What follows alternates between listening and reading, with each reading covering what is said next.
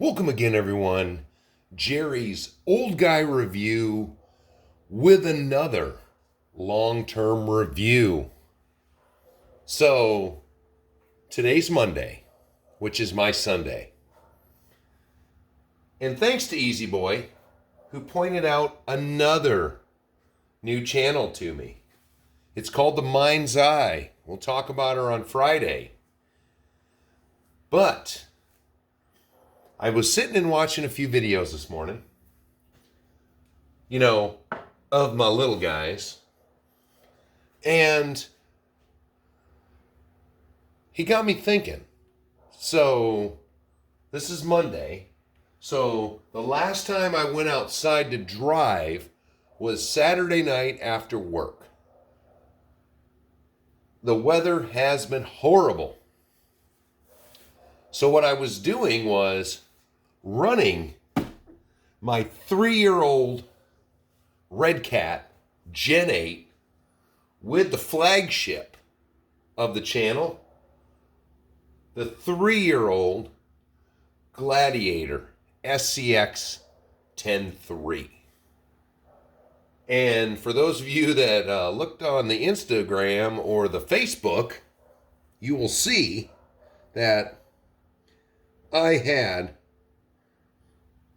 one incredible day out there. Unbelievable. I still need another load of rocks for my course before winter gets here, and I hate to tell all you guys, but we are going to start wrapping up outside stuff. It is September. Possibly snow on the ground before the end of the month. But the way I have the course set up right now, the Gen 8, the SCX 10.3, the new obstacle has multiple ways to test vehicles. I wanted to make the most brutal obstacle. There it is. Right where my thumb is. That is a battle wound. Now, let's recap. As per my normal, we detailed it. We detailed the fender flares. We cut out this weird, not round area right here. Did the top. Got me a scale by Chris. I believe this was a Vanquish or Origins roof rack. Fits great on the old Scout. And other than that, let me just double check. 3 years old. That's been getting yanked off. Still holds tight. Let me just verify. Other than the light kit, which was, I know that brand. I know it. I'm having a brain fart, but I know it. Oh man, do I not have any sheets left up on the board here? Oh, there it is. My Trick RC, which was it was just for the truck. Very nice install, so that you get headlights that are more of the old yellowy look. But then I put in a second kit so that, because Redcat, I just had a mishap on the counter that you can't see. 2 light buckets. 2 light buckets in the front bumper and 1 set in the rear. Because you know how it is. Here in Alaska, I want to run this in the winter. I need lights. Lots of lights. So, what else did we do? I don't think I did anything to the front bumper. The rear bumper, I sucked it in. One position. And then I had to cut out the space crap, I'm going way too. Then I had to cut out the space so it fit. But this truck, you know, it was amazing that I have now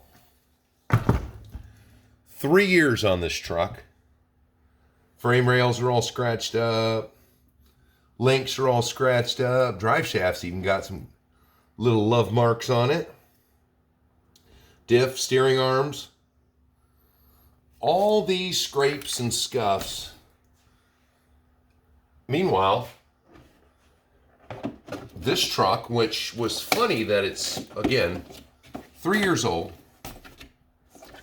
it has driven most of its life on rock piles. Very little easy driving, so to speak. And I don't seem to have any of these issues that were first reported within, you know, a week or two of its initial launch.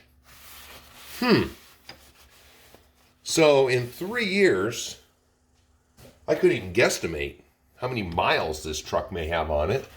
The only thing, the tires did come with their hard foam. But at the time, it's probably been 2 years now, these J Concepts, these are the landmines. This truck, yes, is top heavy. So I put thicker oil in it and then cranked the little turny deals on the shocks all the way up so that it relies more on the shock oil than the springs. So that's it. It sits low. Which, if you drive it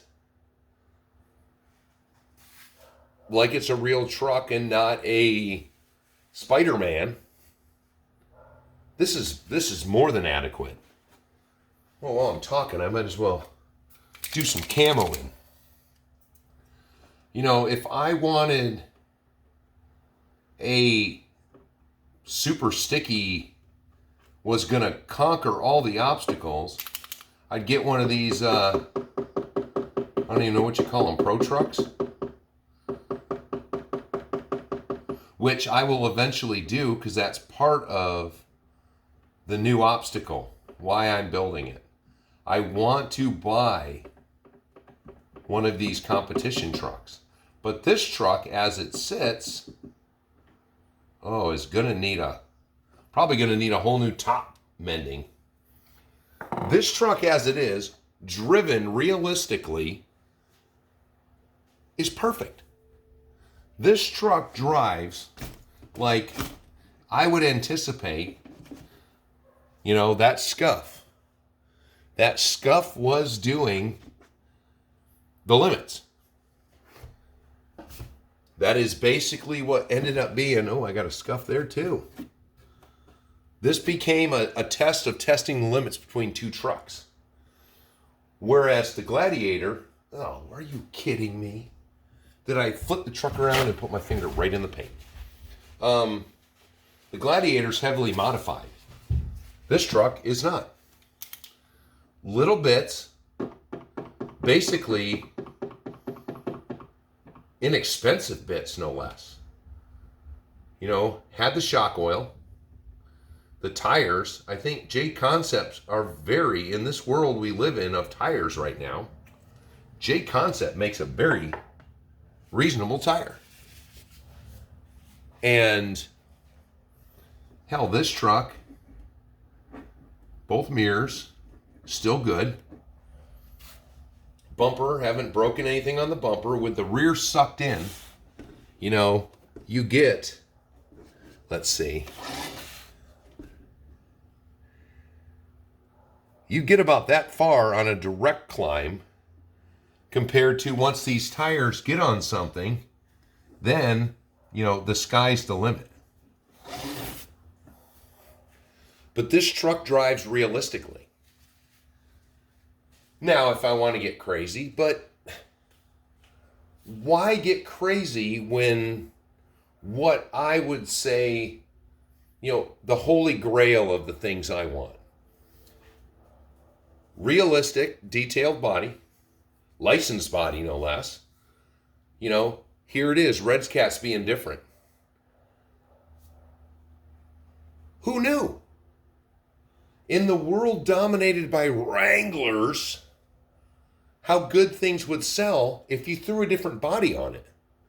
So you got a licensed international harvester body. You've got fender flares, or not fender flares, but inner liners. You've got name brand rebanded electronics. I'm sorry, but with all the Redcat haters out there, I'm pretty sure Redcat was the first company to get with another company to release the Axe edition of the Gen 8. And now everyone's doing it. They used to rag on if you had electronics in there that were rebadged. And what did Redcat do? Got with Hobbywing. What is Hobbywing right now? Pretty much the name in electronics. And with the Fusion motor, boom! It's all about the right place, the right time, because way back probably 8 years ago, 9 years ago, Kyosho had the Team Orion Vortex motor in it. I've got a Chevelle with it in it. Guess what it is? It is a 2-in-1 motor. It came way back in the day, but it was in a Kyosho phaser, which at the time didn't have a good reputation. So nobody was buying them. Sure, I would like to, program it. It's a pain in the butt to do it with buttons and crap, but look at Hobbywing. Look at the Fusions. Things that are hated today are loved tomorrow. And that is the same way with Redcat. You guys have heard me on this channel since the first Redcat was on here. Gen 7, Gen 8. My feelings for what Redcat has done will not change. Redcat keeps going. And thanks to the Mind's Eye, I realized I've been slacking. I have now wait a minute. 1, 2, 3. I had 4. So, but right now I have 3. Oh, no, I don't. 4. I had 5 before. I've got the Gen 8. I've got the Wendigo. I have got the TC8. The big 1/8 scale. I've got the Gen 7, which I am thinking of doing an overhaul on. Redcat. I don't care what anyone says right now. Redcat turned it around, and now you still got the Gen 8 haters, but I don't care. After taking this out 2 days ago and seeing its relevance still, it's, 3 years, I got it 3 years ago, but I think it's 4 years old, the Gen 8, which once again, what a fabulous thing Redcat did when this is the V2. They took complaints and addressed them. So do I have the perfect V2? Did they correct all the issues that supposedly happened with the first one? I don't know. I'm not seeing it. This truck, I'm not one of these scale drivers that talk about all the weird techno babble. What do I care about? I care if it can't climb a hill because it rolls over. If it does roll over a lot, shock oil and springs. Let's start there. Because why take this body off to put something else on when this is a beautiful body? And that is what most of you guys who watch this channel have seen. Most of these trucks all have the bodies that came with them. Let me look around real quick. Doop-a-doop-a-doo. Well, that one didn't come with a body.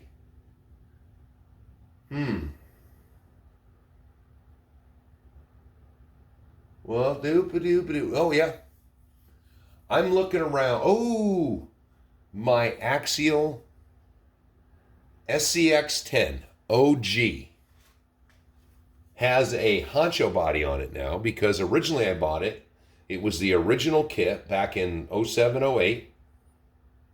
And it came with a pickup truck body. And then the Dingo came out. So I bought that body. I just kept making that was a little bit cheap. Well, I'm still cheap, but. So then I made it a Dingo. And then after the Dingo, the Honcho came out. So now it's got a Honcho body on it. That's another truck that I want to overhaul. I mean, it still runs and still works, but let's put a modern motor in it. Let's put a modern electronics in it and see what we do. But meanwhile, right here, I love this truck. Now, with my collection, do I love this truck the most? No. Do I love taking it out? Because this is set up for winter driving. It has got lights on it. That's what I do. And I think with the Gen 8, Redcat nailed it. But thanks to the mind's eye, now I have to get a Gen 8 or Gen 9. Do I need the Gen 9? No. But 789 sounds good on the shelf. And that's where we're going to leave it. We're going to bring some long-term reviews. I realized prepping for this that I have never done one on my SCX-10 III. Just Axial in general. But that Gladiator is the flagship of the channel for a reason. And we'll get into that. It got a little makeover. I might have to do a little makeover with the Gen 8. So let me know your feelings on the Redcat. Let me know if you have a Gen 8 and it has completely let you down. Every Redcat video I make, I don't hear a lot of people talking about it letting them down, so makes me wonder about some of the big names throwing out the confirmation about what a piece of junk it was. And it makes me wonder why they keep sending trucks to people that hate their products, that don't stand by their products. Don't know. You know, not a good sign that you just keep sending it to people that hate your stuff. Why don't you send it to people that have more of an open mind? I don't. This truck has failings, yes, but its failings are real world failings that a real world vehicle would have. I have not broken anything on this truck. And if you live your life being beat on by rocks, it's a pretty good torture test. So like and subscribe. Tell me I ramble on too much. Leave me a comment about your Redcat experiences, and I will talk to you in the next one.